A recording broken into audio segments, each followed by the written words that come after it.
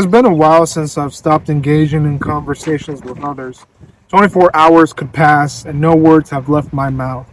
It doesn't matter with who it is, it could be a family member, relative, a coworker, a stranger. And I will seem to be interested when I'm really not.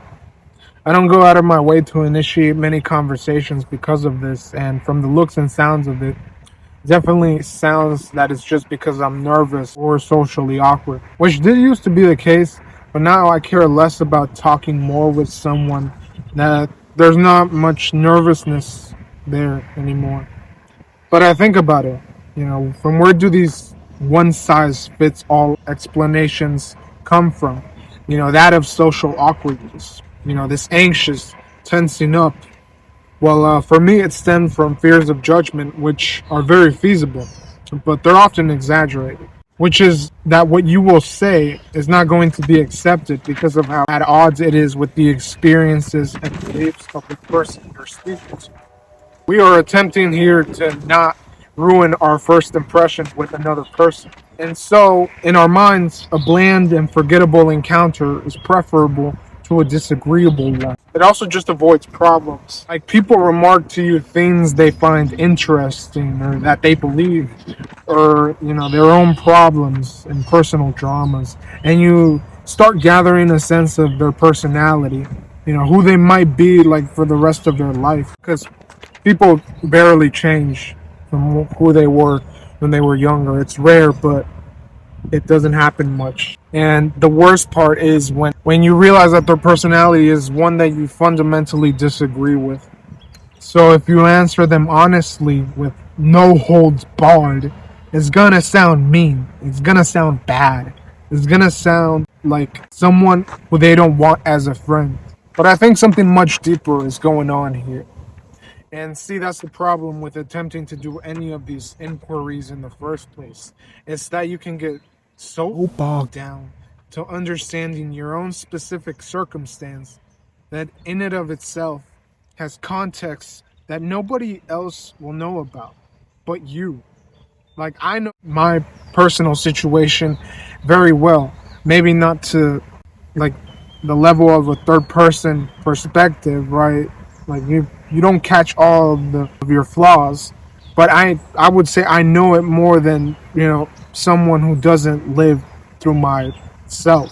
But I'm trying to make a piece about something general, which is devoid of those personal dramas, because I think it's bigger. So that's why this is not why I may not really be connecting with anyone, but it's why you also might not be. So I've given this some thought because it's highly likely that you perceive yourself to be a single individual. That is, the essence of who you are is contained within your functioning biological body. You build this sense of self, of course, through an infinitude of environmental and biological factors. They're not really infinite, but there's too many to count and too specific and complex to even care about. But I mean, they are important. But you, the one person with an inner world of ideas, beliefs, and emotions, you come about forming this self by living in the world and, gathering tastes from the world that you prefer more than others because of how much it resonates with you. So that means like your favorite song. Why is that? Something that you like, or favorite food or something, which is also the same thing for things you don't like. You may even start to consider those things as a part of who you are. But for you to develop a taste in the first place, you were understanding them in comparison to what weren't your tastes, things that you disliked. So fine, here we have a person with a collection of tastes of the world, and they manifest in things like politics, religious beliefs, or art. Now comes the social interaction. You have another person who has undergone this same process of, let's say, individuation, but their inner world is completely at odds with yours. Now, with that in mind, let's return to your sense of self again. It is unique to you. While there may be a person biologically identical to you, exact same life events, same character, same taste even, there's going to be a difference no matter what. I mean, it's obvious, but I believe that understanding this is instrumental to this so-called failure to connect and developing your sense of self. You were not solely involved in gathering taste of things you like against those you don't like, and coming to construct an image of who you may be, which informs careers, aspirations, beliefs, things personal to you. But you were also comparing yourself against other people, not just things. I mean, if we look at it, the sense of self, for as special and, 1 billionth of a chance that you were born exactly as who you are right now, it is also pretty lonely. Most of us construct our worldview as we are separate from everything else. I could touch this, but it'll never be mine. It'll never be a part of me like my hand is a part of me. I'm not going to transform into, the plants around me or anything. I'm stuck within this body. The only thing we can claim to understand is our own selves. I mean, the inner worlds, the personal, the self. I think, therefore I am. The whopping majority of us everyday folk cannot inhabit the consciousness of someone else. I mean, that's not to say we can't know things about the world which are accurate. It's just that we are ultimately separated from it. When you perceive yourself as severed from the world, you fundamentally regard everything that is not you as other. You're born alone and you die alone, so they say. All right, now that you got that in mind, let's go back to when you bumped into another you that's not like you are you, So you're chatting with this other you. But what is actually happening here? You and the other person are invisibly clashing. Each breathing, animate second, you are preserving your sense of self against their sense of self. Because it's a coming of inner worlds, right? Which is being communicated through speech. And just listen to how other people talk. They will say something about themselves to others, and then others will say something about it in relation to themselves. Yeah, I don't like the weather. Where I was from, we never got weather like this. So when does this failure to connect arrive then? Look, you may not be experiencing expressive rejection from someone because of what you are saying, but you know what it's like. And because you remember, you avoid those controversial topics, or at least you avoid sharing what you actually believe. When it's revealed what the other person definitely does believe, and you sharing it might create a conflict that you just don't want to have right now. And I think that's what we're seeing en masse nowadays. It is young people mostly. This is for everyone. I mean, this kind of preserving sense of self is for everyone. This new generation that is coming about that are unconsciously refusing to reconcile their being with someone else's. They're not retreating. They're choosing to stay lonely, for that. And guess what? I mean, there are very clear reasons for wanting to do that.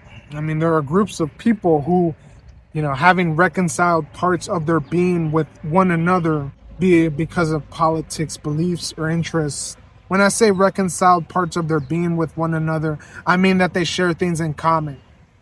Yeah. When these people band together, they end up defining themselves against those people that are not them. And we've seen it follow to the extreme, where we have this group of people alienate, deprive, or even try to exterminate those that are not them. And the best response I think that many individuals have is in deciding not to socialize, not to make friendships, or to, like myself, not personally invest yourself in any conversation. I don't fundamentally believe in this strict separation between, self and other. Like the world outside of myself is completely unknowable, and what I'm trying to do is trying to approximate it as best as I can. No, I think that there is a oneness. But if you do follow through on a strict, this is me and this is everything else, in a sense, you're kind of headed down that road anyways of, complete isolation and loneliness. Because, we forget that people engage in metaphysics. They engage in a philosophy. You don't have to go to a school for something like that. You're actually participating in one, albeit it's probably maldeveloped and is probably not thought out enough, but you're still engaging in a personal philosophy. And the solution, I think, to this is not going to be to, ascribe to just any one personal philosophy or like even one that I believe in. The solution is this: to resolve ourselves with the other, we must open up our hearts to empathy, to compassion. Yes, all the lovey-dovey stuff, right? That seems cartoonish, but it's only because we, we've been so abandoned by that. It's just, it seems ridiculous when in actuality we know it's true. Unconditional love. It is possible. I mean, it's not realistic to do. That's why I'm not doing it. That's why I'm not going to follow through on this solution. But it is possible. And, we can do this. But it's not going to be an alone thing. Yeah, we have to open our hearts to empathy, to compassion, to the collective selves of others as they are affected by our own sense of self. How we hurt them. Yeah, we're all different. And some of us are different in worse ways that threaten the existence of others more than other people. But I mean, those people that you believe represent you the most and that you're on their team with, no matter what. And, they're your ride or die because they're on your side or whatever. They're just as different from those that aren't on your side. Because this thing about preserving your sense of self against everything that is not you is kind of an ongoing phenomenon. It's not going to stop just because you find someone who is like, at least shares the same aspects of you. I mean, in a sense, if we followed through this, it's just going to be further disappointment and despair that, yeah, actually, there is no one like us. Really, there isn't. And for myself, I've just kind of accepted that there is no one that is going to be like me. Because, I mean, in a sense, that's what you're trying to find when you're talking to other people. It's funny because, I mean, the majority of the things we talk about are things we believe or, we've experienced. But those things in and of themselves are dull. Like they're not, if anything, I think we're just trying to have someone listen to us, instead of some actual, or actually have just someone react to it. Because, I mean, you already know the things that you believe, that you experience. So what's the point of, I mean, why do you share it in the first place then? Because you're trying to have a reaction, go on. Ever since I discovered that, there is not going to be a kind of, not unless there's a drastic change in, society and social interactions, therefore, I realized that really there's not going to be a connection, right? I'm not going to there's not going to be someone who, there's a mutually reciprocating and enjoyable experience where I feel like I found someone like myself. There's just not going to be that, because, I mean, there's always going to be one difference. And for me, at least, that's why I'm kind of like, I've given up. So in a sense, this is a solution from someone who failed pretty much and who doesn't want to keep searching out. Because this thing of refusing to reconcile yourself with another to preserve what it is that you are, it's just going to keep on going. It's, in a sense, I mean, with how things are as of now, right? To have these barriers, these fronts, these personas up.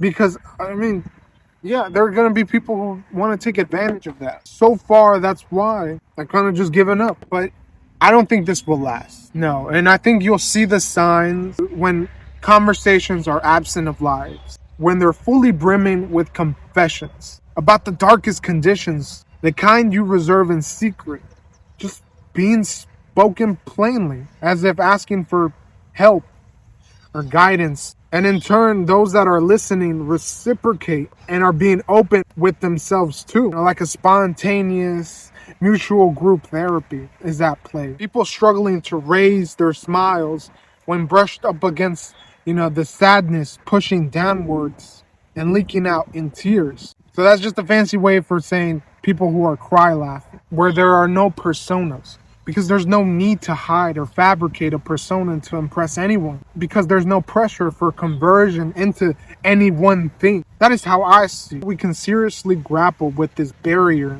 that we buried ourselves from on under. We're all tired of engaging in conversation with others that don't escape past superficialities and chit chat, that don't do anything to enrich us or make us grow as a person. And really, that's only going to be achievable with other people. You know, for as much as I've just given up on talking to others, I do recognize that if everyone grows together, it takes a village. It really does, to raise just one person. And even though I've given up the village because I don't trust it, because I've seen it, because I've finally conceptualized where this failure to connect is even coming from. And so I don't look forward to other things going on, to even attempting to connect, because I know it won't happen. We are all still grabbing on to what preserves our sense of self. We're trying to be resistant to change. Sometimes that's justified, sometimes that isn't. It's happening on an inner psychological level that just affects everything, that's outward. But that's the solution. There you go. I gave it to you for free. You're going to have to go to your friends. You're going to have to go to your coworkers. You're going to have to go to your bosses, your lovers, your neighbors, your relatives, your family. You're going to have to go to them with a naked mind and an open heart and a message to those friends and those coworkers, those blah, blah, blah. You're going to have to reciprocate with the naked mind and an open heart also, because it's not going to be just an individual person doing it, trying to work it out. It's going to have to be everyone. I can't be putting in all the effort and then you don't do anything. And that's why I don't think it's going to be done. At least not right now. It's not going to be a massive movement. But I know that it's happened. You've had those times where you've had those deep conversations with those people that you're like, oh, I feel understood and I feel like I understand them. Those are rare moments. Yeah, a vulnerability. But that's enough hope for me, at least, to know that it's possible. It's possible to make this massive movement. And guess what? I won't take my own solution either. That's why, for as long as conditions like these remain and miscommunication is the language of real life interactions, I will kindly take to myself and remain alone alongside my thoughts and thoughts and thoughts, kept to me and only me.